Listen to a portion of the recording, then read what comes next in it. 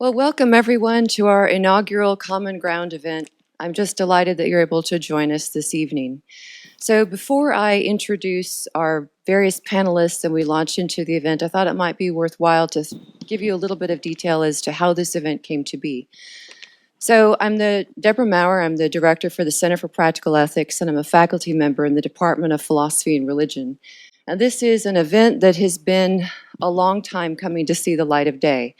I've been wanting to do an event like this in thinking about how to have a forum on campus where we really get people together to delve into issues in a deep way, to really explore a lot of ethical values, ideas, principles around something which is very contentious, but where we explore it in a conversational format rather than a lecture-based presentation where we bring in an expert and they give us their wisdom and then they fly away. And so this is really intended to be the start of a longer conversation on campus where we're exploring these issues collectively, but we are bringing in experts to help guide our conversation in thinking about these issues with us today. And so one of the goals in thinking about common ground is just to look for the places where we have deep disagreements to help us find out what those deep disagreements are, but also where the points of intersection are. Where is some spots of common ground? And then what might that mean in our continuing campus conversations for how we move forward? So I would be remiss if I didn't tell you that these three individuals, I think, are remarkably courageous for being here tonight. We initially had planned to have 4 people on our panel, and we had an exceptionally difficult time finding people who were willing to join us. A lot of folks on campus and people from other institutions had conflicting events tonight. So one of the things to mention is that we will be recording this, and the goal is to be screening this event and doing some conversational discussions next semester surrounding this. But there was a lot of hesitancy on our campus, understandably, because these are very contentious questions.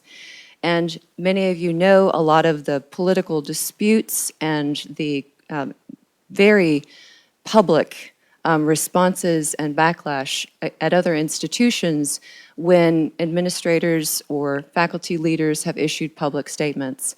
And because that has been such an embroiled conversation, I think people were hesitant to join and be part of a public conversation in front of a room of people to really be delving into these questions. So I first want to just thank each of these individuals for their courage in joining us here tonight and engaging in this exploratory conversation. So I'd like to start things off by introducing Stephen Skultety first, the director of the Declaration of Independence Center and a professor of philosophy in the Department of Philosophy and Religion. Next is John Anderson, who is the Dean of Mississippi College School of Law. And third is Kristen Shahverdian, Senior Manager for Free Expression and Education at Penn America.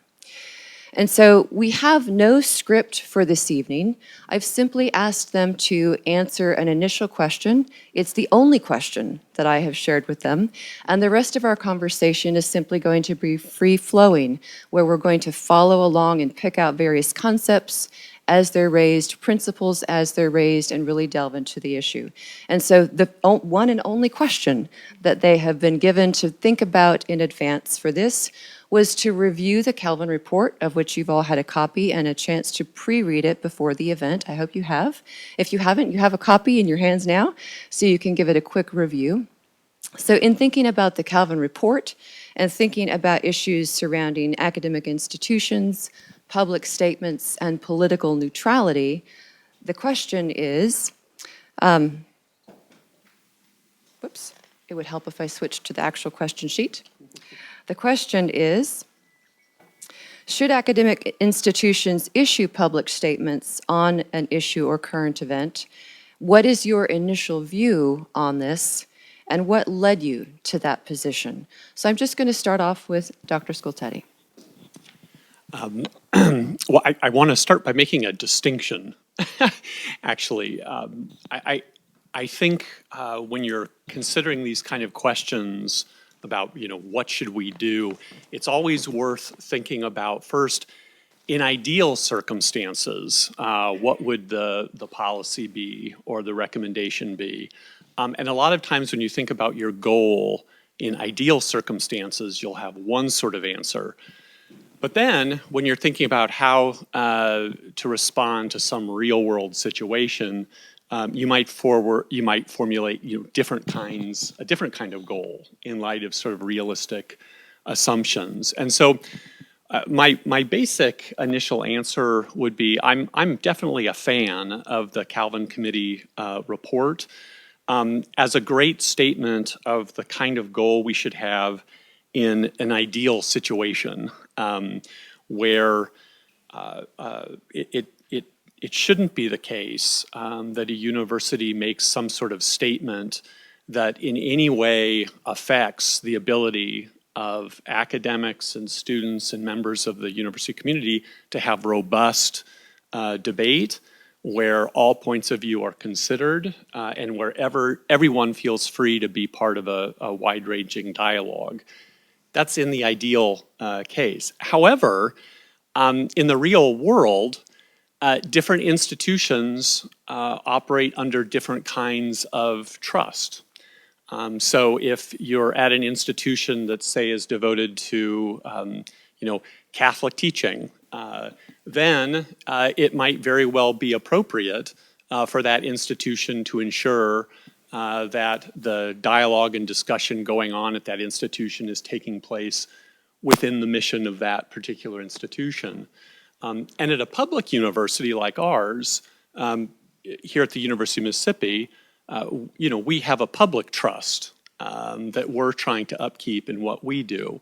So I think there can be situations that arise where a public university does need to make a certain kind of statement to prove to the public that we are living up to the trust that they've put in our care. So ideal kind of analysis on the one hand, outside of time and place. A different kind of, I think, answer when we consider sort of the real world dynamics that different institutions are living under. Wonderful. So that's going to raise so many different issues and topics that we'll be tracing throughout the evening. So thank you. John. Thank you, and thanks to all of you for having me here. I think this is a wonderful event, and just couldn't be a more timely topic. I think I would echo Stephen's point. My answer is generally that no, I don't think institutions, academic institutions, universities should speak on controversial political questions. But again, that recognizes that, that position is, of course, value laden, right? And what's the value that you're looking to promote with that stand? And the value is that, I think more or less, John Stuart Mill had it right with On Liberty, that, that truth is if truth is a goal, right, and we're looking to maximize it, it's most likely going to be promoted in a setting, in a free market setting, in which you can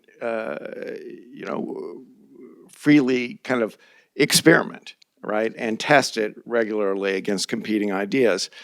But it has limits, right, to what, like all free markets, right, there are limits to what we allow to happen in those markets. There's market failure.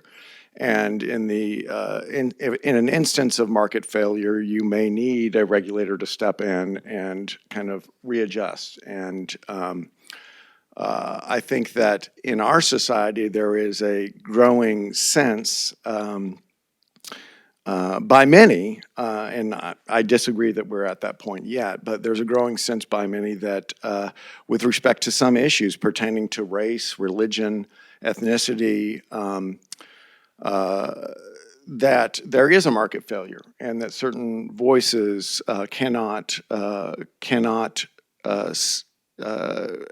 a fair shake in the marketplace of ideas. And so certain constraints need to be imposed institutionally to correct that. And the question is whether they're right about that, right? The question is whether or not that would result in regulatory failure and do more harm than good. I tend to think that the answer is still yes. That we're not there is not market failure right now in the marketplace of ideas, specifically in the context of universities, that would warrant the institution itself stepping in and limiting academic freedom. But again, look forward to discussing that further. Good, wonderful. Thank you, John. It's really valuable, I think, to not only consider the various ideal and real-world instances, but also what those limits might be. And we're going to spend a bit of time, I hope, really digging into the weeds for exactly what those limits might be. So thank you. Kristen.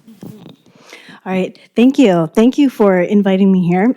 I'm really happy to be here. I spend a lot of time thinking about this issue, talking about this with my team at Penn America, with other campuses, and so I'm excited for this conversation. I'm gonna answer it, but I'm really gonna answer it by saying it depends. So what I would say is this. I have looked a lot recently. You know, it used to. 6 weeks ago or so, I spent, I think, most of my time thinking more about how statements were made and really working on that topic, right? What goes into a statement? How do you make a good statement? Who are you speaking to? Were really top on my mind. And definitely more and more thinking about the kind of if, when, should question. And really what, you know, we at Penn America have often been saying is that really regardless of the choice that the institution makes, there needs to be a policy and a process around it.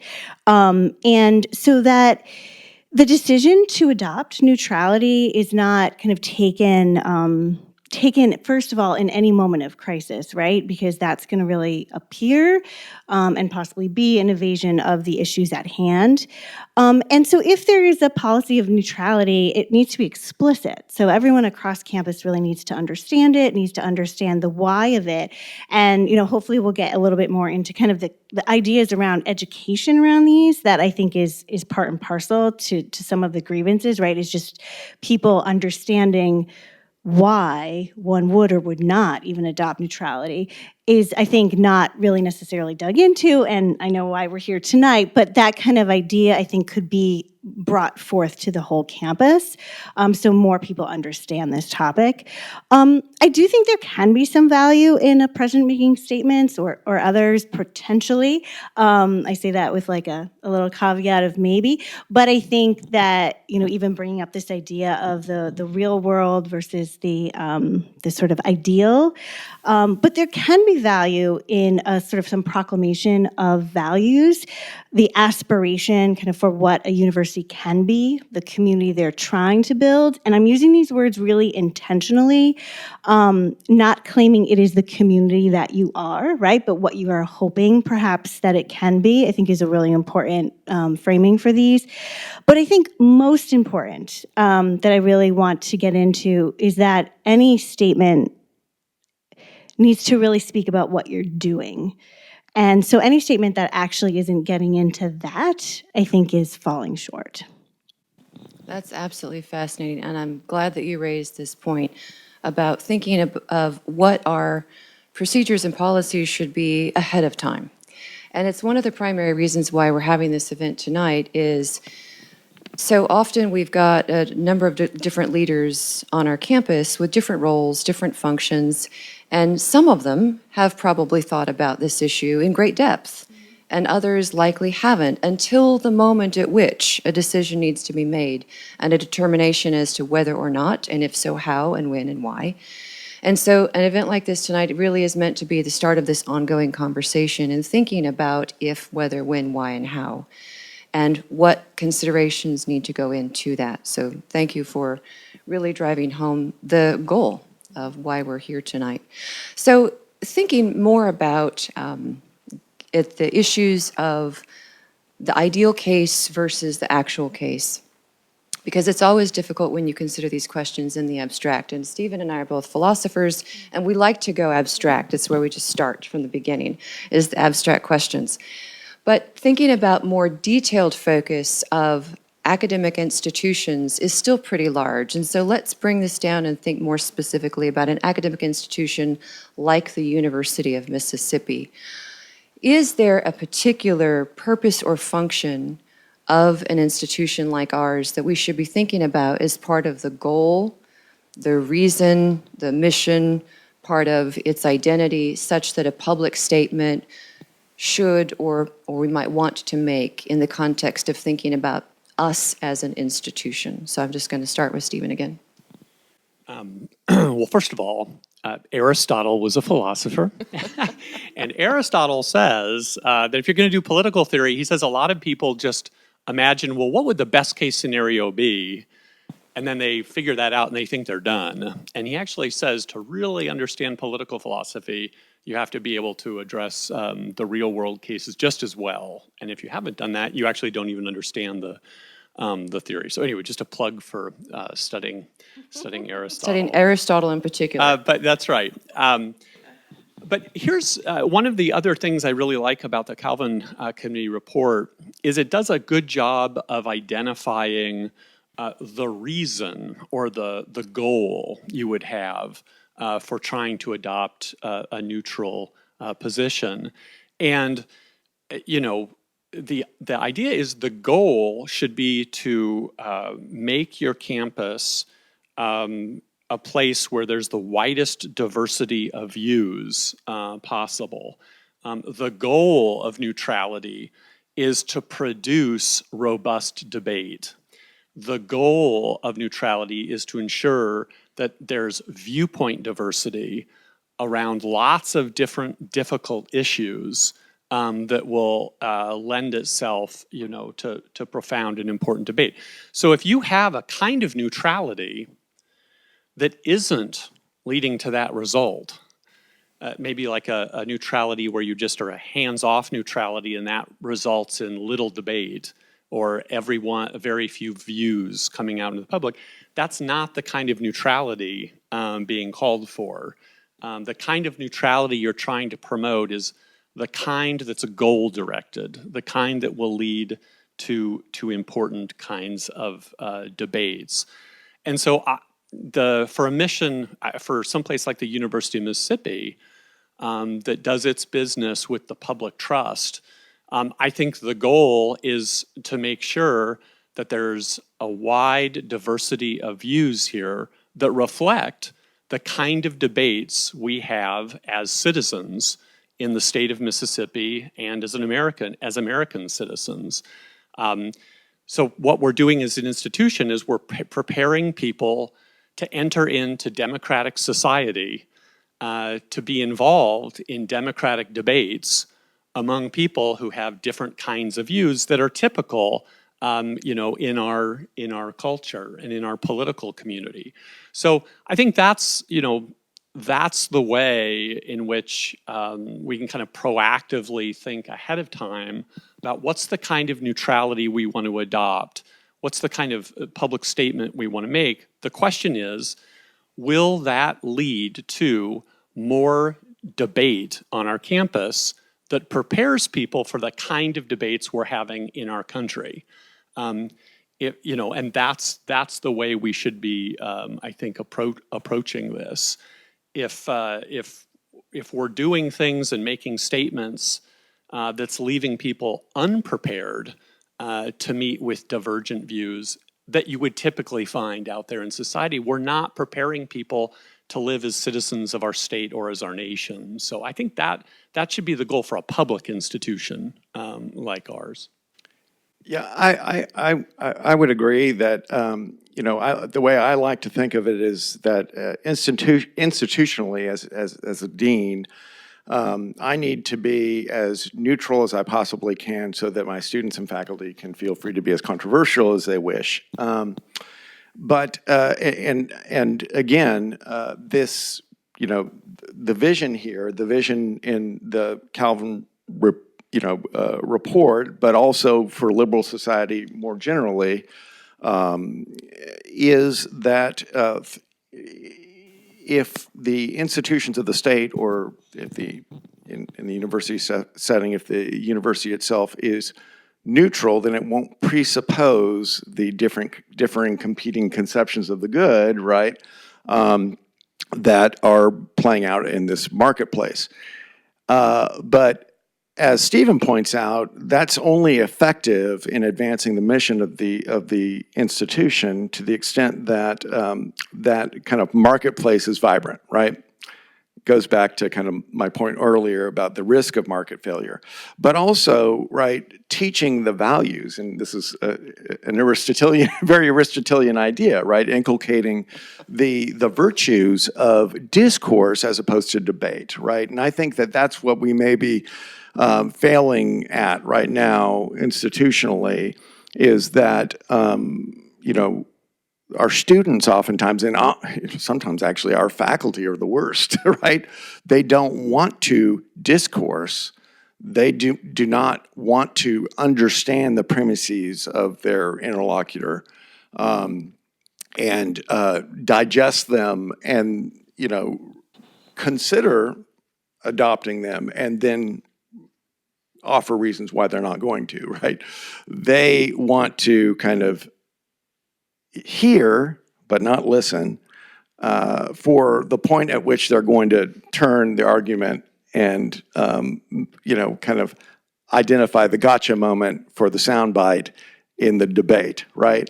And so it's more sophistry now that we're kind of, that is taking place as opposed to genuine liberal discourse, which is what a liberal institution should be developing. So we at MC Law have really tried to address that, in that, you know, during the orientation, we do a hour and a half long lunch meeting, and I bring in Brian Crawford with Mission Mississippi, which is a statewide organization. It's a faith-based organization, Christian organization, that is working to kind of in this area of racial reconciliation. But the focus of our meeting is not just about race, but about all the differences, right? All the divides that we're going to face generationally, gender, religion, et cetera. And how do we listen and be heard, and what are some techniques and skills, like some real skills that we need to develop and inculcate, virtues of discourse we need to develop and inculcate that we can then use in our everyday, in our classes and in the halls. So we do that in the first year, and then we do a follow-up in the beginning of the second year. You know, we just started it last year. I don't know well, how much good it's doing, but it's a start. And I think that's one way we can maybe kind of, you know, neutrality is only good if the market that you're protecting is working and functioning, and that's one way to help facilitate. Yeah, I mean, absolutely. This is just jumping off of those points, kind of essentially what I do all the time with universities, which is to really think about how they're setting up and embedding the you know, principles of free expression, academic freedom, how to have good discourse across difference, how to support inclusion and all of this. And you know, one of the things I often am saying is it's not a one-off approach, right? It's not one thing you're doing. It's actually like a multitude of things, and including everyone in that, so that we're not just reaching faculty or students. What about your staff? You know, really your senior leaders need to be bought in. So how is everyone a part of that conversation? But I think that those are the steps, so that when I kind of say, if you have neutrality or not, you know, whatever choices the university is making, it's really thinking about that. What are you doing? And it is in so many ways that those have to be part of the campus culture, part of the education, and that they really become embedded. Like I often think of it as like part of the fabric. It's like it's woven into different classes across different disciplines, and I think that work is just, it's ongoing, it's proactive. I think we've already mentioned even that tonight, right? Is that this cannot be reactive. You have to start somewhere, but that it really becomes proactive, because addressing this in moments of crisis is probably almost impossible, if at the very least incredibly difficult, as we all know right now. And I'll just kind of finish my thought here, because I am kind of the detail person, I think, a little bit, for sure. And, some of the ways that I wanted to say, and then I'm going to answer kind of maybe ways this could happen, is I think one of the issues that has happened with statements that I feel anyway, and I've definitely talked to others, is that I think there's like an expectation that's been created. Something happens, there's a statement. And that's the thing, right? And so it's almost like changing that idea that a response to something that has happened isn't a statement, because it becomes this almost pretend as if that's been, that addresses the problem, or now we're good and we can move on. And I think that expectation could use some breaking up, so that instead, it's not less dialogue, though. It's, as the panelists have said, it's more dialogue. It's creating situations where students and faculty are in different types of conversations. It's training faculty who might need it on how to support robust conversations across difference in their classes. Maybe it's more teach-ins, more support services, or at least making sure everyone knows where they are when they are in the midst of difficult conversations or difficult things across campus. How do you support protest on campus? How does everyone understand the rules of those? What is or is not crossing the line? What's civil disobedience? Just really thinking kind of, I know once I get started, the list continues, right? We can brainstorm all night, but starting to just kind of expand that view and also deepen it and embed it, I think, into multiple ways across everyone and everything across campus. Good, Kristen, you are just wonderful at previewing future questions. There so we go. I'm going to hold the one about thinking about the function of academic statements and what that might mean for implementation on campus for just a minute, because I want to go back to threads that appeared in all of your comments. And what really sort of, I think, is woven behind all of these is a strong commitment to fostering civil discourse, a strong commitment to fostering, John, as you put it, dialogue and not debate. And embedded in those, I think, is not just an implicit, but an explicit statement, perhaps we could make, that maybe a unique function of an academic institution writ large, but specifically thinking about public institutions like the University of Mississippi, is to develop a capacity to be a citizen, a capacity to engage as a citizen.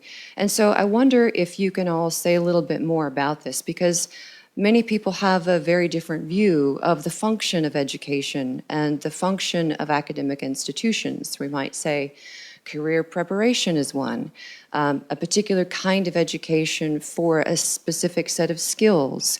And so there's a lot of disagreement that a primary and unique function of an academic institution, even one like this, which has the public trust, which brings in students who are citizens and participating in society in many ways, people really will take perhaps a different view or reprioritize what that mission might be. Others might make a suggestion that the primary function of an institution like this is to both express value to society as a whole about what education is and what it's for social mobility. And folks might also make a case for the function or even the unique function of an institution like this as being something which promotes social justice. So could you each say a little bit more about why you think this is such a unique function of academic institutions, particularly like this one, as opposed to some of the other functions or unique missions that universities might have?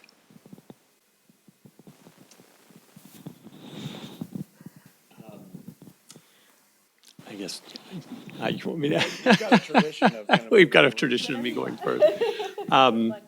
Yeah, I think it's, different kinds of institutions are going to have different kinds of missions. That's true. And I do think it's important for public institutions in particular to make sure that they're developing the intellectual capacities and capabilities of all kinds of citizens who have lots of different kinds of views and beliefs. I think it's very perilous when public institutions turn their focus away from academic development and intellectual development and civic development, and instead adopt a specific theory of how, say, society should be changed for the better. Philosophers have been debating the nature of justice, for example, for millennia, right? And it would be somewhat disappointing if here in the 21st century we were told, yeah, actually that debate's done. It's settled. We have a theory of justice, here it is, and this institution will now promote that one theory and only that theory. And I think if you do that kind of thing and incorporate a specific theory or conception of justice like into your basic mission, instead of coming across as an institution that's promoting the academic skills and the intellectual skills of all different kinds of citizens, it comes across as being an institution that's more partisan and that's being just taking a side in the political debates rather than fostering the ability of people to enter into those debates. Now, other kinds of private institutions might have different kinds of missions, and so that kind of thing might be more or less appropriate. But for me personally, I think the thing that's particularly dangerous is if a public institution like ours adopts sort of a partisan theory of justice into its basic mission, and then also isn't developing skills of discourse and dialogue among its citizens. I mean, you're basically preparing people to go out into the world as democratic citizens with a very specific conception of what's right, and you haven't trained them to talk to other people who might disagree with them. So it's like you're creating a world where you're getting exactly the kind of behavior that really isn't civic. It's more just playing power politics all the time, and I just think that would be a tragedy.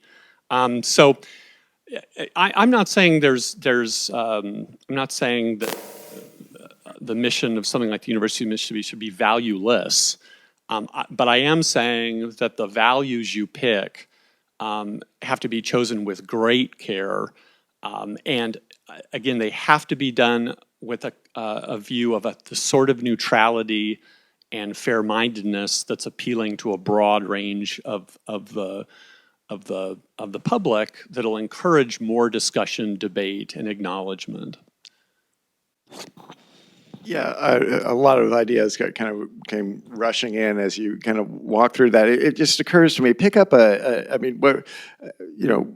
New York Times, right? New York Times Sunday opinion page, right? The most kind of, the intelligentsia of today, right? That, supposedly these are that's kind of the height of thinking at a given moment, right? Supposedly, right? Well, pull up the opinion page from 1922 of the New York Times and see how laughable that is to us today, to our sensibilities, right? So if we were to just, fix in time today, okay, well, we're at the end of history, right? This is, our conception of social justice today is the right one, right? And so now it's time to kind of, shut things down and just start inculcating this one conception of truth. There are some genuine risks, right? Then maybe this isn't the end of history. What reasons do we have for thinking this is the end of history, et cetera, right? But even if it is the end of history, right? Even if we have arrived at a clear understanding of truth with a capital T with respect to a conception of justice, right? A university can't just hold it fixed and impose it. If it does, it loses it. It loses it because a belief that is not tested becomes dogma, not knowledge. And truth that is, captured in a statement that is uttered from a dogmatic is not truth. And it loses it, right? It has to be tested. It has to constantly be justified. Even if you know 2 + 2 = 4, we need people around who can do the proof, right? We need to be able to understand why. And that's the role. That's why neutrality is so important. And in a liberal society, this is what we discovered, right? Really, after the wars of religion, I'm way oversimplifying, but the idea was, wait a second, we kind of up to this point had one Catholic church, way oversimplification, right? But universal church, and our value system was built into it. No one tested it. No one challenged it, and so we could build everything around these shared values. Well, after the Reformation, that all went out the window, and we didn't have those values shared anymore. And when institutions tried to impose them, wars broke out, right? And people got tired of fighting all the time, and so the idea of the Enlightenment ideal of liberalism arose, right? And it was a way to structure society without presupposing a hard conception of truth that would grant that would be neutral institutionally and allow the citizens to be free in setting their own goals and achieving them, and becoming autonomous in choosers, to use the Kantian term, right? And that's a definition of freedom, right? And there's value in that alone. So, in that freedom, right, that's where this marketplace constantly is experimenting, testing, churning, and advancing, and but always tested. And every individual, every citizen, if they're vibrant participants in this, will not just have dogma or be parroting truths without knowing why they're true, but have understanding of them. So I'm running on, but that's some of the thoughts that came rushing in. Yeah, I'm going to kind of speak on one of the pieces that you talked about, which was, I think maybe even why students might come to university, right? And that we, I don't know, the we of us sometimes who are embedded in this world are thinking a lot about civic discourse or dialogue and being a citizen in the world, are possibly making a lot of assumptions about, why students are here, and what their relationship is even to that language or to those words or to thinking about themselves as citizens. And, and we work a lot with students, so this kind of comes from some of my experience of what it's like to work with them on issues around free expression, really thinking about how that works in their lives or how they think about it.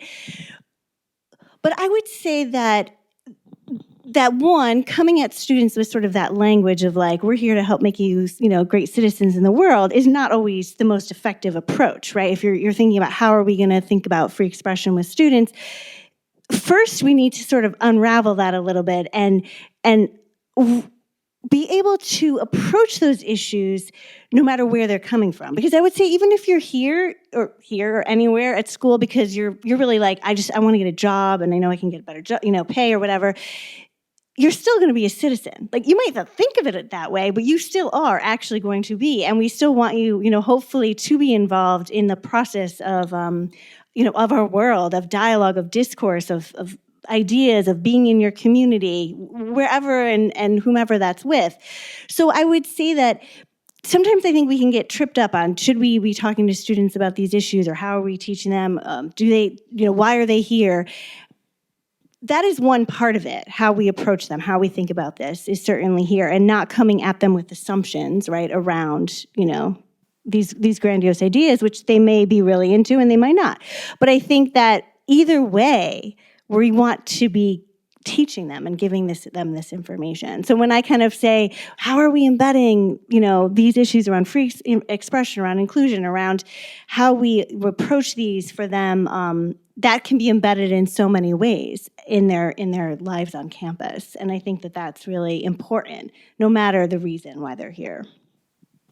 So this is a really helpful conversation in thinking about the different values that are part of institutions and that are reflected in what they see themselves as providing for a mission or a unique mission. And one of the reasons I think that's so important to really delve into, and thank you all for those answers in doing that, is when we think about public statements and why they're issued. Kristen, you said we've sort of fallen into this process where something happens and we issue a statement, and something else happens and we issue a statement.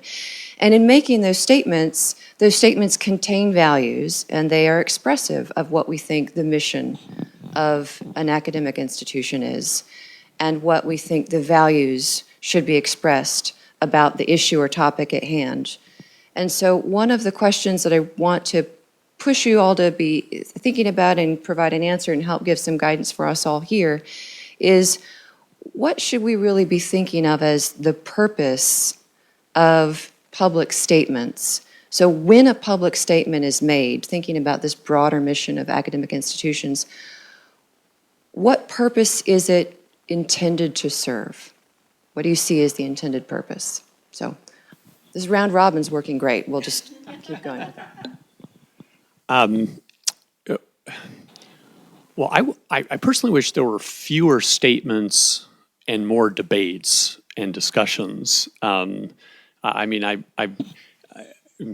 maybe this is why I'll never be in a position to make statements. But I mean, when some incredibly contentious thing is happening in the world, and there's a move to make a statement, I think it would be so much more helpful if the announcement was, this is such a divisive issue, we need to have a profound debate. And so our university will invite an esteemed panelist to represent the main views on this contentious issue, and we invite the university community to participate in what should be an important discussion. But that said, I do think the statement is a way of first assuring everyone that in the face of something contentious, we're not going to abandon the core principles that allow for the unique functions of the university to continue. Like in the moment of trauma or fear or attack, that doesn't mean we're going to forget who we are and completely change things. We're going to keep a steady course. So I think in part that's what the function of a statement is just to reassure people that the foundations are still foundational. But I don't think it's helpful for the statement to try to move into the contentious debate and kind of settle it one way or the other, or sort of put the thumb on the scale for one side or other in whatever debate is taking place. Because as soon as that happens, that's just one more reason to start to abandon the viewpoint diversity, the robustness of the debate, and it begins to make people feel like a university is just another venue in which only some voices are being heard and not lots. So I think that's the main function of a statement, isn't to weigh in, but just to reassure. That's what I would say. Yeah, I think that's fair. And when I'm at conferences with other law school deans, oftentimes this has become a recurring topic and question when to speak out. And some are of the opinion that you speak out in kind of a world momentous occasion. And then the next, the question that follows is, of course, well, what constitutes a world momentous occasion, and then then just examples are given, right? But of course, there are many that are left out that others would have seen as world momentous occasions, and it really ends up just being what that dean thinks is a world momentous occasion. And in a true marketplace of ideas, that's going to be different for every dean, but it's probably going to be different for their faculty members as well and for their students. I think that if you're going to make a statement, what Stephen said has got to be the reason, right? We are aware. We are not hiding from this issue. This issue is institutionally the institution is mindful of it, and the risks and fears and concerns that our faculty and students may have relating to it are being thought through and considered. But that message only gets across if the statement itself is neutral, right? It's a recognition of these to the extent that you can be neutral, totally, but you've got to try hard to not, signal a controversial take on the situation, but just to ease the concerns of the students and faculty and staff that the institution's aware and will be addressing worries, fears, and is thinking that through. But I don't think that, to the extent that's the goal that a lot of institutional leaders have, especially in the academic setting, that they're successful at it. Because, and we're seeing the results of that now, right? So many statements in the last few years have been made relating to these kind of world momentous events that now when something happens and you want to, for example, with, the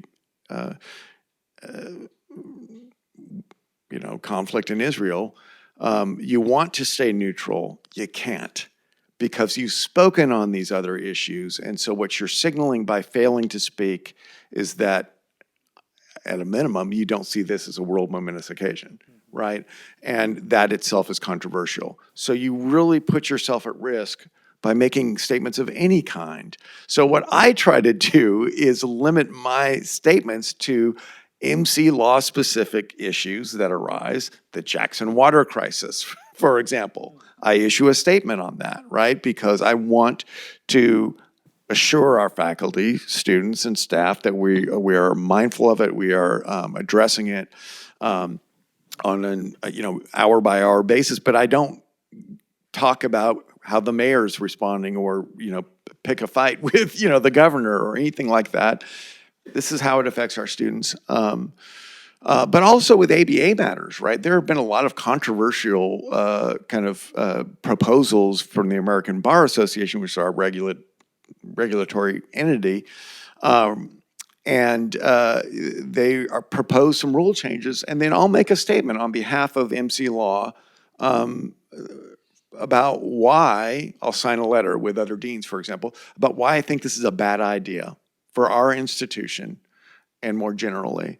Because I think that is institutionally, that is a space in which we need to speak. But beyond that, again, I feel like you really risk creating an environment or a space in which the neutrality is destroyed. And then those whose views, right,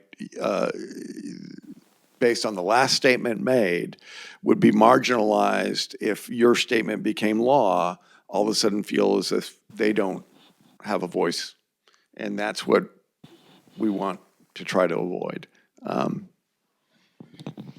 Yeah, I mean, I think these points are right on. I think that the statement itself, I think reassurance is a good word. I think it's that moment, something has happened to kind of signal, we know, we're here, depending on what it is, a moment to kind of say, again, these are our values as a university, this is the community we're trying to be. And, I do think that because of this expectation of something happened statement, that if universities want to break out of that cycle, if they're making that choice, that is going to have to require education on its own, right? Of like, how are you getting out of the game of making statements? And it's going to take time, I think, to get there, and probably quite a lot of education, actually, for many across the university. So I think there is that. I also wanted to say that I think sometimes when we think about a statement, if it's coming from a singular voice or an office, that can often cause some of the problems as well. I've definitely been a part of talking to someone about their statements and said, well, who had eyes on this? And it's like this one person who, threw it together, I didn't bring together enough of a diverse community of people who might have different opinions or different thoughts or different ways to put input into it. So, I also think that there is a lot of challenges in how these are being put together, but certainly what I often see happens is that what we notice is what hasn't been said, or the issues that haven't had a statement. We kind of sort of notice what's omitted. So that these are all real challenges. Should the university be in that cycle, I think, of those statements and thinking about how to get out of it. So these are fantastic responses. Thank you for all that. So in thinking about your answers here, one of the things that strikes me is, and John, I think this came up perhaps most clearly in your response, thinking of the relevance of a statement related to distinctive features of the institution itself, and that as being a limiting feature for when a public statement should or should not be issued. And so one of the ways that we might think about that is, are there unique features of institutions that are essential and crucial and hence perhaps part of their mission? And I'm thinking here of facts about the University of Mississippi. A lot of the details here surrounding the treatment of African American people and the fact that many of the bricks and the buildings on our campus were created by slaves, and this is a historic university for desegregation efforts. And given our unique history, are there things about this institution such that it would drive the need for certain kinds of public statements related in those ways as a limiting factor or as maybe a stronger obligation? I mean, I think the answer is yes, but I think Kristen's point was really good. I think when crafting those kind of statements, I think it would just be incredibly important to hear all of the different stakeholders kind of weigh in and have something to say about how that kind of statement is going to be crafted. Because even grave historical injustices or talking about slavery in the past can be talked about in different ways that can come across as informative and helpful and healing on the one hand, or they can be described in a way that, again, doesn't help facilitate debate and discussion, but makes people feel so uncomfortable, like they just don't want to talk about the topic at all. So in my view, the answer to your question isn't so much yes, no, because I think the answer is yes, certainly. But the real question is, well, how? And I think in dealing with that, you need to make sure that there's a lot of different kinds of viewpoints that are being reflected in a statement like that, and that it's not just coming across as having a valence that leans one way or the other, or is ensuring that the debate and discussion goes one way rather than another. Because it's going to be a contentious point even when you look into the past, and we can all agree that there are these things that happened. The decision about how that fact should be discussed in the context of a contemporary debate, that's going to be open to debate. That's going to be open for interpretation. That's going to be open for complexities and things. And if a public statement just bypasses all of that, it's going to have the opposite effect than what was intended. So Yes, but the details really matter. Yeah, so I guess, I certainly have to speak. I haven't touched on kind of the religious identity of our academic institution yet.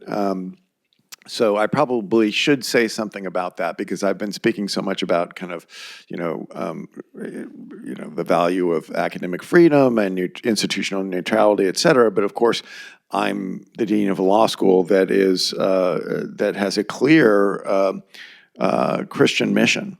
And we embrace that mission. It's not just a name only at Mississippi College. It's authentic. And so that is for our institution, that is important, right? It kind of frames who we are and the context for the neutrality that takes place. So what the way I like to put it is this. Is as follows, right? That we are a faith-based institution, and that it shows up in the hallways rather than the classrooms. In the classrooms, each faculty member has complete, and of course, in their scholarship, et cetera, has complete academic freedom to take on any position they choose, and to embrace it, right, and to advocate for it and argue for it, and our students as well. But in the halls, our faculty and our staff, and we encourage our students as well to embrace kind of a spirit of service, of loving care for one another, of lifting up, and it is in the context of the gospel of Jesus Christ. And but for an institution to pull that off in a liberal academic environment, I think it's really important to kind of look at it in this way. So marketplace of ideas, crucially important for experimentation and striving toward truth, however you understand that concept. But that could be done individually, right? Or it could be done institutionally, right? And it can be done institutionally, right? So you can have a competing marketplace of institutions. Each institution kind of framing the context in which this free discourse will be taking place and providing opportunities and a welcoming environment for those who take a particular kind of view, right? So there are schools like, for example, George Mason University. Their law school is known for law and economics. So is Chicago, right? These two schools are known for their law and economics. Now, does that mean that within Chicago's law school or the George Mason Law School, faculty members must always take the law and economics line on every issue? Absolutely not. But they have developed kind of an identity so that when you're choosing as a student going, choosing among law schools, you could say, well, I would kind of like to be around scholars who, kind of share this viewpoint, and so I'm going to choose one of these two schools. Well, similarly, I think that's important, right? To have kind of intellectual hotbeds or kind of spaces in which certain kind of experimental focus is taking place. And this is true in science, right? That there are certain labs that focus on certain areas.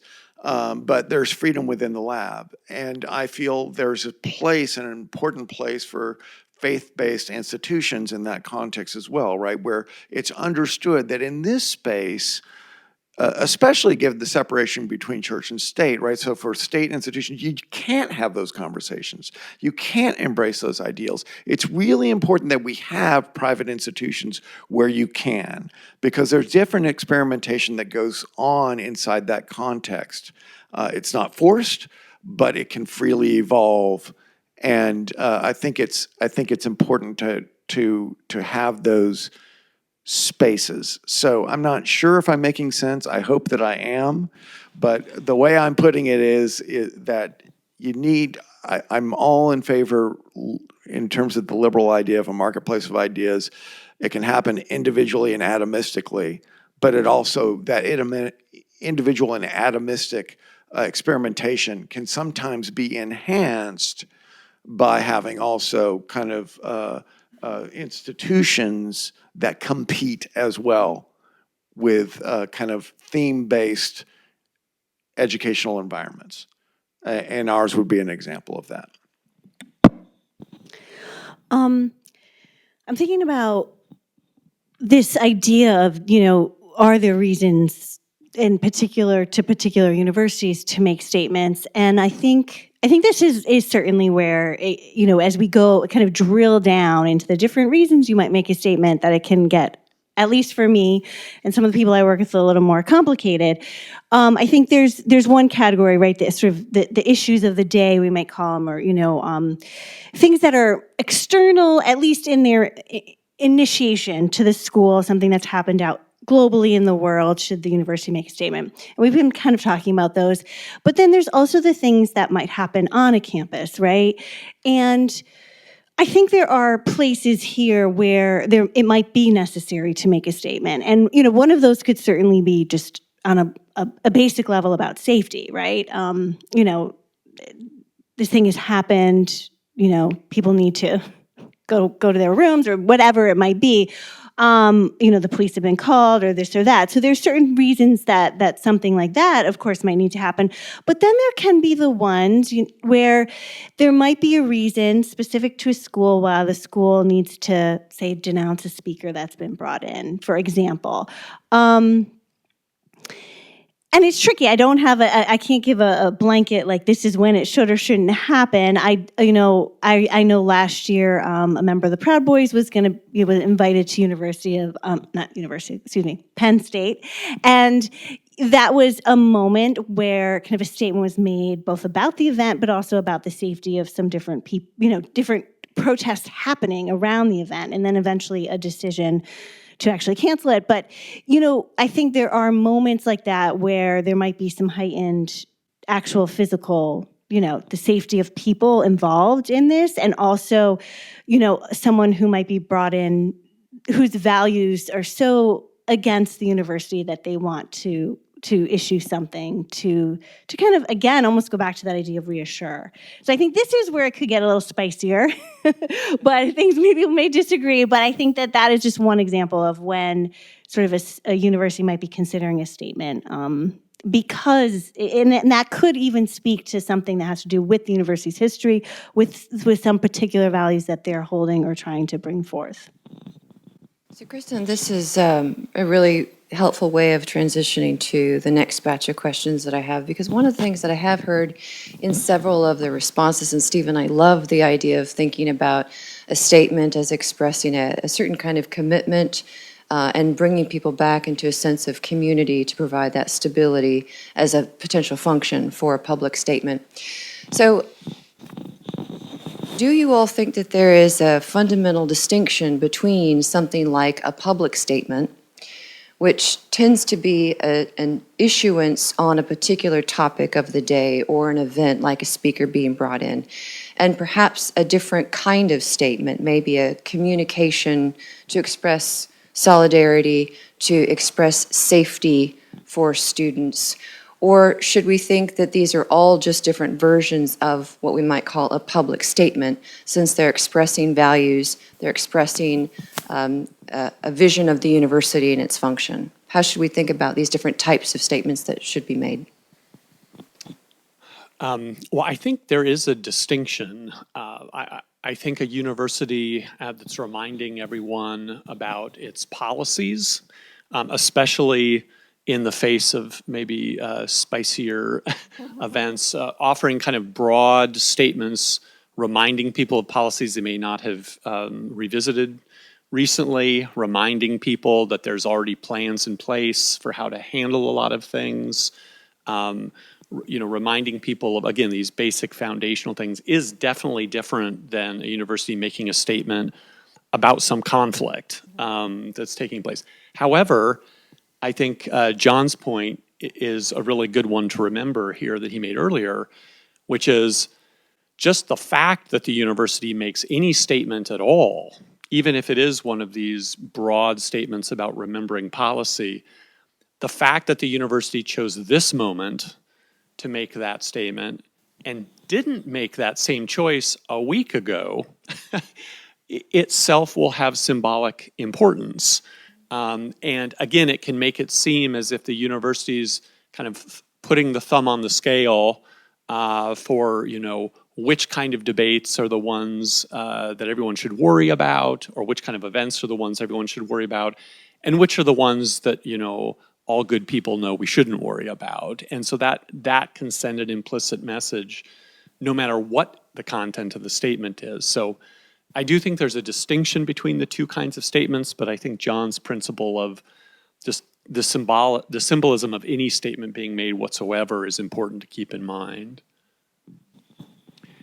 Yeah, and I think that the key is, again, and I'm just speaking kind of from my own experiences. I kind of navigate a lot of these spaces. Is that you try to draw on what I like to refer to as kind of free moves in the the discourse of the community in which you're focused, right? So, by free move, I mean one that's not going to be contested, right? No one's going to challenge it. Free moves in public political discourse would be a free move. Slavery is wrong. No one's going to challenge that, and if they do, we call them crazy, right? That's just where we're at, and those free moves, of course, change over time. But right now, they're and maybe the kind of pool of free moves in our public political discourse are diminishing. But in each community of discourse, that set of free moves is going to be different. And I think you would want to stick to that, right? And one good way of doing that is particularizing. So if there's been a tragic event that's occurred, something's happened to one of our students. Like recently, we had a student who got, ill on the campus. And so, we need to address that. We particularize it. And again, but it's a matter of reassuring. It's a matter of signaling we care, we're there, we're going to address. But you got to avoid editorializing. And that's the key. So try to just, stay neutral. And I do like your point, right? When you get into the position where you've made a bunch of statements and your silence is a statement, right? And Steve, reiterated that you got to break the cycle, but you can't just break the cycle by stopping to make statements. You got to break the cycle by having a discussion about why you're going to stop making statements and admitting you institutionally we are responsible for having gotten ourselves into this fix, and now we want your permission to reset, right? I think that's how it has to be done. And that's going to be a hard conversation. Yeah, for sure. And I completely agree with that would need to be a conversation, education, a process, hopefully involve everyone, really, multiple people in that as you move through it. I mean, I think, in terms of these challenging, reasons to have statements, I definitely do agree that there's a specificity that can happen with a statement if it's made. One of the things I often say when I'm reading statements or talking to people about them is if you are choosing to make this statement, the line that goes, I don't know, something egregious happened on our community, in our community today, this is not who we are. And, you're like, well, what happened exactly? But actually, for some people, they're like, that's exactly who we are, right? So, there's this thing of really kind of choosing, if something is being said, because maybe something has happened, right, that you do need to address the community. And I do think there are those reasons, like, some have been mentioned as examples, a safety issue or things like that, that being really clear and kind of specific to what it is, and, naming it, and really honoring that it may actually be some people's reality, this thing that happened, but you can also be aspirational a little bit about why you wish, you hope it isn't, and it's not what you want it to be. And then that idea of the services, or what are you providing to people. So there are those moments where that might need to take place. And I tend to think of those as almost being in the smaller ones, or not, maybe smaller is not the right word, but within, departments or schools, right, that those kind of things might need to happen. Although I've certainly seen them have to happen across campus if something, really has happened on that campus specifically. Great. So in thinking about who's making these statements, and you just mentioned departments and schools, we've been thinking about specific schools like law school as a component within a university. We've been thinking about academic institutions writ large. One of the things that struck me as is quite surprising in the Calvin report is that it explicitly mentions faculty as a group, students as a group, and then this vague, the university. And doesn't mention other administrators, specific roles, specific offices. So let's transition a bit to thinking about who should be issuing public statements, if any, and what reasons they might have, or authority they might have, or representational capacity they might have, or what would be the limits for who should not be issuing statements. Does this go down to the department level, for example, with our department chair? Now we're getting into it. And I wish I would have sat there. I get to thank here. I mean, I guess, I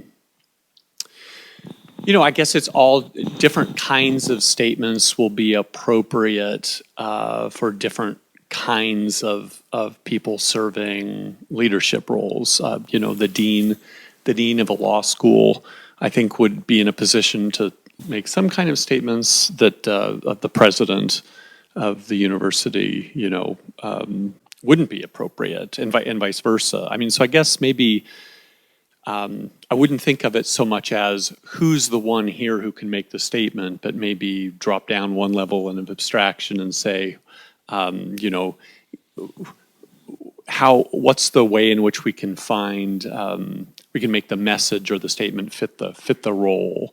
At any level though, maybe the reason the Calvin Committee used that vague language, I mean, at any role, I think it's just so hard for someone in a leadership position to speak on behalf of the community, because inevitably there's going to be dissenters. Inevitably, there are going to be people down below that position who have a different take, who would have worded the statement differently, and so in some ways, it almost makes sense to either have no statements at all, or just statements being made at the very top level, reaffirming very basic foundational things, because there's just too much complexity and contention at every one of those levels until you get down to the individual faculty members,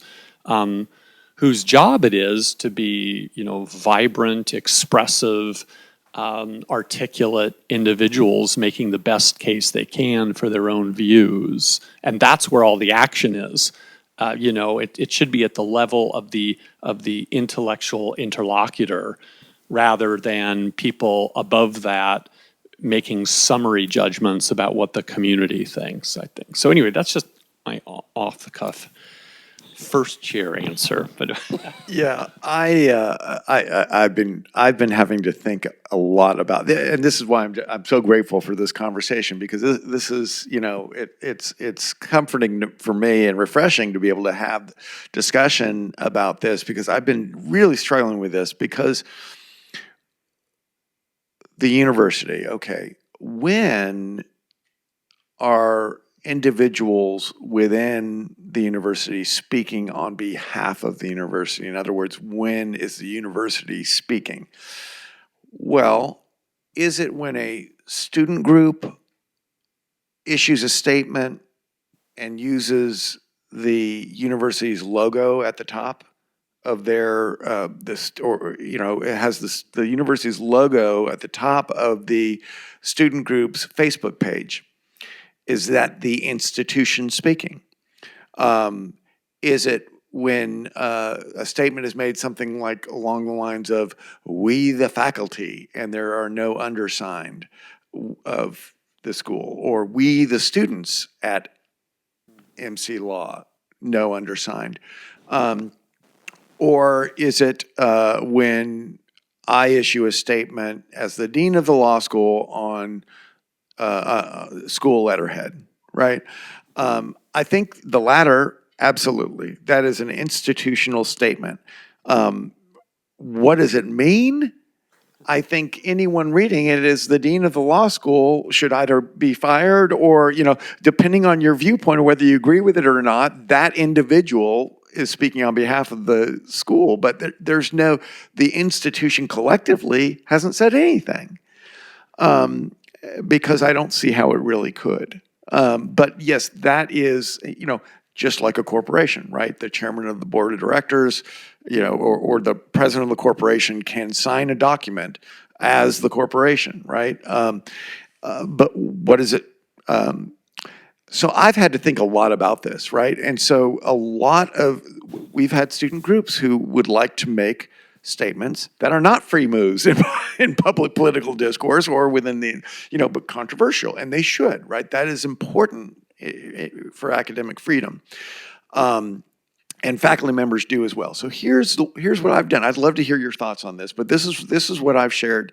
I've said I don't make these statements, and I give the reasons that I've given you all. But other deans do. I don't. Because I want to protect the neutrality. I want the institution to be neutral so you can be as controversial as you want. But that statement's meaningless if I don't let them be controversial. So I say, here's how you could be controversial. You cannot use our letterhead, and you must say that you have to be undersigned. And so if you want it to be a group letter, it has to be "we the undersigned members of the faculty of," or "we the undersigned students in this group," right? Because I'm not going to let you pull in people who don't agree with the view, right? Even with a student group, well, we all voted for it. Well, what about the students who join the group next year, right, and aren't aware of this statement, and then they're identified with it, or the ones who just graduated last year, right, or the members who don't really even know they're a member of the student group, who don't realize that they showed up for that meeting. No, you have to own it, right? That's part of being courageous in an academically free environment. You must own it. You must sign it. You must state that that is your position. And of course, when you write an article as a faculty member, you can say whatever you want. I never dream of, of challenging or trying to, talk a faculty member out of that. But if you want to make a statement, I think there is a way of doing it to speak on behalf of the institution or risk it being interpreted that way. And it would be on letterhead, under the logo, with a general kind of statement about "we the faculty" or "we the students" or MC Law generally, right? And that's how the university speaks. That's how the law school speaks. What is it worth? I don't know. But how can it get people into trouble? Absolutely. Absolutely. Yeah. I mean, what I love about that is that you're giving people clear guidelines, right, on how they can use their voice in the best way to do it. And that I think is so helpful. Yeah, and I would definitely say one of the issues, and I've talked a lot about the departmental statements in some way, they can just be so challenging. I mean, I've certainly heard the argument and understand it where, you have a department and a statement's been made, and suddenly, and there could be 5 people in the department. I mean, who knows? That maybe there's a variety of faculty with different levels of tenure or not, and students. And what if they don't all agree with this statement? But in that intimate environment, it can even be more challenging to kind of speak out and have a differing point of view. I could argue, as opposed to sometimes even the big institutional from the president's office statement. And I do think, though, that when people make these statements,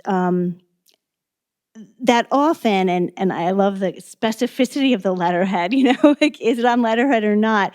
But a lot of times these are often on letterhead or sent through, work emails. And one should, if they're making it, hopefully think through a little bit of how might this be interpreted as representative of my whole department or of the university, or what language am I using around we and who's included in that we? Because certainly I've heard people, it's sometimes naively almost afterward go, well, I didn't mean, or I wasn't, I would, and okay, yes, but can you see all these ways in which it can come across? Because a lot of times outsiders looking in, I mean, they're not going to parse out these details. They're like, the institution said this. Well, they don't necessarily know it's the head of this department or not on letterhead or this or that. So I think there's a lot of ways that, that kind of, honestly, education for people. Again, it's going back to like teaching people, like you were saying, about how you might go about doing this in a way that's going to work for your purposes and for the goals you're trying to make with said statement or not statement is really important. Good. That's fantastic. So, John, I love the specificity, and I appreciate that you've thought really deeply about a process. And so that's where I want to move us next, is we've spent some time thinking about the why, the should, the who, and now the how. So John's given us some examples and thinking about how we try to identify particular units on campus, how we might think of the issue of representation on campus. But what would be a good process whereby you all might have a view where you'd say, yes, this would be a public statement that ought to be issued? What kind of process should one go through? What would that look like? So, Stephen, you've previously mentioned you need to have a broad group of individuals who've been involved in discussion. John's given us this nice example about requiring undersigning of all the specific persons and not putting it on letterhead. Kristen, you've been talking about how we try to think of the specific roles for the folks involved, for the specific faculty or the specific students, or maybe that it's a unique department. So one of the possibilities I want to toss out to you here for consideration, amongst other suggestions you might have, is there a role for expertise in thinking about how we might issue statements and how we might do so well? So is there something unique that an economist is adding to a public statement? Or is there something unique that philosophers or ethicists might be adding? And I mention this because just this week there was a group of 400 philosophers who've signed a Solidarity for Palestine agreement. And have been urging other philosophers to sign it. And interestingly enough, they write at the top that they're not writing this public statement given their expertise as philosophers. So it's interesting to me that they both want it to be a statement on behalf of philosophers, but yet decry any special expertise. So how should we think of faculty, given the expertise they have in their different fields? Can that be marshaled in any way, shape, or form to inform a better process, in addition to some of the tidbits that you've already been giving us for thinking about how to do this well?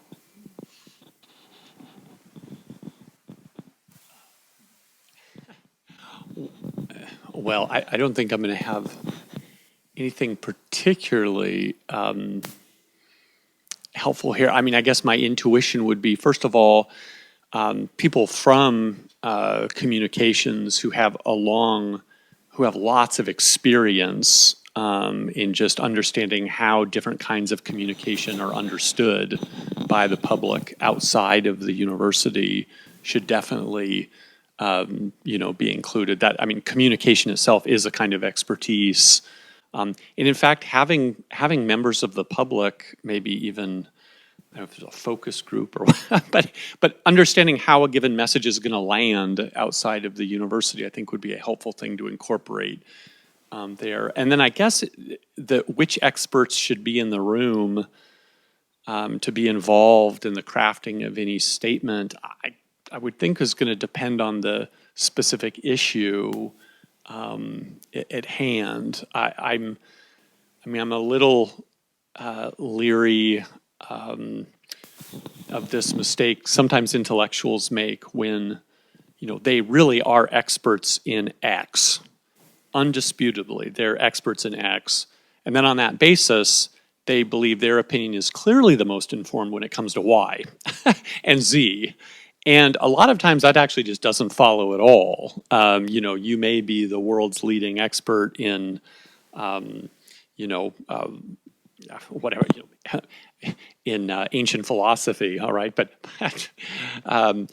that doesn't mean, your opinion about tax policy is necessarily, more informed than someone else's, even if you're a very smart and informed person. So I think just who ends up being in the circle will depend on the issue.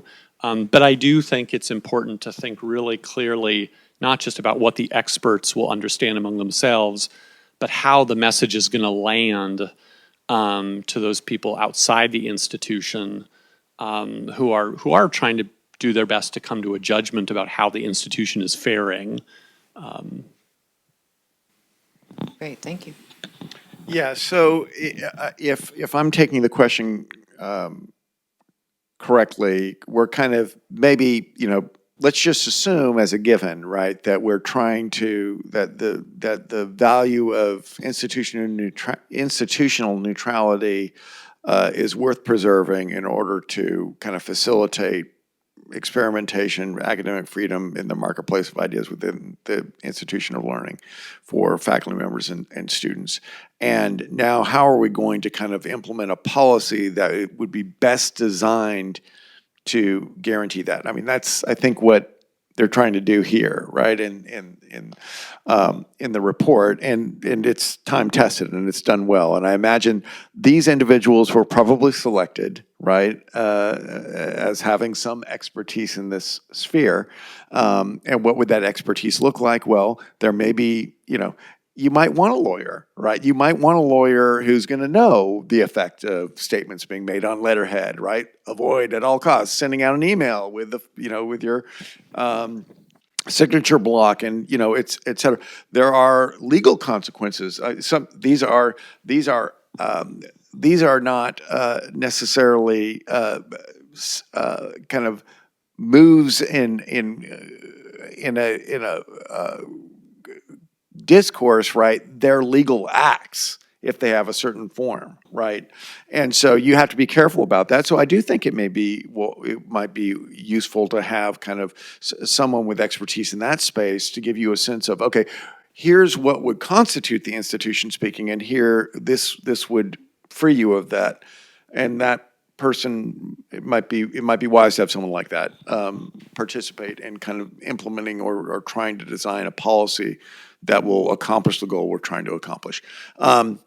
Then I think it would be really useful to have individuals this is kind of Stephen's point, a broad kind of diverse group of stakeholders kind of identifying issues where if the goal is when we speak, it's to be neutral or non-controversial, a free move. Make sure that you've got everyone in the room who might be offended, right? Or at least try to bring together a group that might, who, you're saying, well, that's non-controversial. And, the one person said, well, wait a second. So have a group of individuals there to kind of identify the categories of statements that we might want to avoid institutionally or that are fair game. Also, individuals who live in the spaces that we're considering, right? Students, right? Students and student groups and the LSBA or student body organization, right? They're the ones trying to make, oftentimes wanting to make statements. We need to understand the circumstances in which those statements might be made, right? And in which they might wish to make them. So we can talk through why making them this way rather than that way would best protect institutional neutrality, best protect their ability to make those statements and have them be controversial, not as controversial as they wish, right? Because they're not institutional statements. Same thing for faculty. Here's another problem that I sometimes run into. What happens if someone's directing a center, right?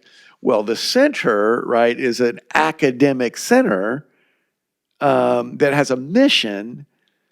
Can they make controversial statements without implicating the institution's identity? That's a gray area. No one's ever given me a good answer to that question.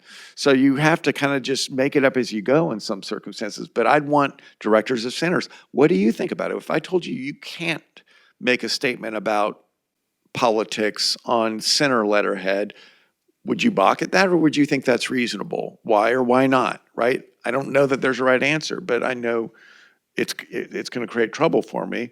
How am I going to respond to someone from the general public who says, are you going to denounce that statement, right? How should I respond to that? You tell me institutionally. So those are some things I would think through. Yeah. I mean, I think the centers is such a great question, and definitely one, we've seen where centers will put out statements. And I think that to that point, this idea of, having that conversation, right? Like, what does that look like? How are people in this institution with center directors, et cetera, thinking about that? Because I do think often these conversations actually don't happen, most of the time, that it really hasn't been thought of. So someone puts out a statement, they don't really think about, what did others think about? Should I have done that? Shouldn't I? Was that in my, my role, or is this something that we should be doing in our roles here? And so I think just having that conversation and being really explicit about it is certainly one step there. One of the things that, I work with someone quite closely who works deeply in the world of statements at her university. So I get to hear a lot of feedback on them. And I certainly think that if one is making a statement, or if a university is making a statement, bringing in, as we said, multiplicity of views, people from different aspects of the community are so important, and certainly the people who would be affected, right, by it. So I have seen statements about particular issues, where no one who's of that affected community has been part of the writing or at least reading of this statement. And so to say it comes across tone deaf is right, an understatement. So I think that is part of it. The other thing is, in this idea of being proactive around it and having your experts you can come to, and I certainly think the comms team and others are part of this, is that you don't have a lot of time should you be making a statement most of the time. And if you've waited 2 days, you're too late. Everybody's already going, where's that statement? If you wait a day, you're too late, actually, I would argue. So how are you being proactive in thinking about the team that you do assemble, who are the kind of the people, the usual people from, I would say, someone who's deeply embedded in working with students, maybe in your student affairs, who are more connected, I would say, often on the ground with students in certain ways. So who are they, who's the person there you tap into? Who's the person who's working, maybe it's someone in religion, or, someone who's in some of the faith-based service organizations, or your different center leaders that are quickly tapped to be a part of this sort of committee of people. And certainly, obviously, comms people are in this world deeply, but might not have the expertise on certain topics or that connection sometimes with students or whomever else might be affected. So really kind of knowing ahead of time, having had these dialogues, these questions ahead of time, thinking about your process for making these statements, who initiates it, who writes the draft, who are you going to next, to talk this through, who else is looking at it, who gets to just read it, who gets to edit, are all just, it's so nitty gritty, but I really think these questions are not thought through often. And then in the moment, everyone is just going, oh my God, who's next, who should do this, who shouldn't, let alone the question of whether you actually should write the statement. That almost gets buried because everyone's so caught up in the how do we write the statement? It's just almost tunnel vision to that end. And so it's sort of operating out of sort of panic mode, which is we never make good decisions anyway in no one, right? So I think those are just some of the real kind of down to earth, these are things to think about when you're talking through that process of statements. Good. Well, I want to thank you all for these very detailed responses. And I feel like I should apologize to you, Stephen, because you've been in the hot seat all night. We thank you. We collectively thank you. But I do hope that you've enjoyed this conversation tonight, and I hope that you all have as well. Holding this event is one of the ways in which the Center for Practical Ethics is providing a resource to the campus for leadership in thinking about these complex ethical and guidance issues. We're going to be carrying on these sorts of conversations and specifically having conversations about what center leaders should be doing as opposed to deans, as opposed to university leaders like the provost or the chancellor. So there are different levels of leadership that need to be brought into these conversations with perhaps different functions and roles and responsibilities, and those conversations can continue.